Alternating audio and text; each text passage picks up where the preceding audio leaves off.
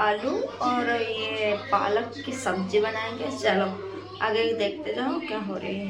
इतना जल्दी हम बना सके 5 मिनट के अंदर पालक आलू की सब्जी।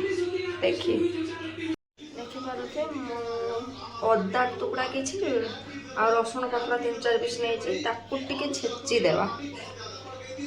जदि पारे हरी मिर्च भी आसांगे नहीं पारे। चलो रेडी टिके तेल नहीं जावा ज़्यादा नहीं कम टिके तेल ने गरम है जीरा आउ आम शुक्ला लंका या पकईदे। यापर आम प्याज ऐड करवा तापर आम जो छेची रखा अदा रसुण या ऐड कर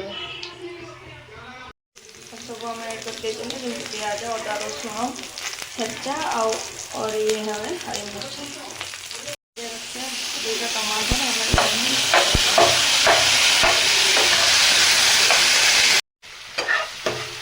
तो हल्दी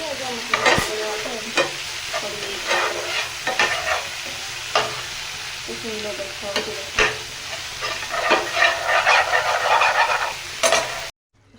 गला पालक आलू की सब्जी। कितना कलरफुल लग रही है नहीं।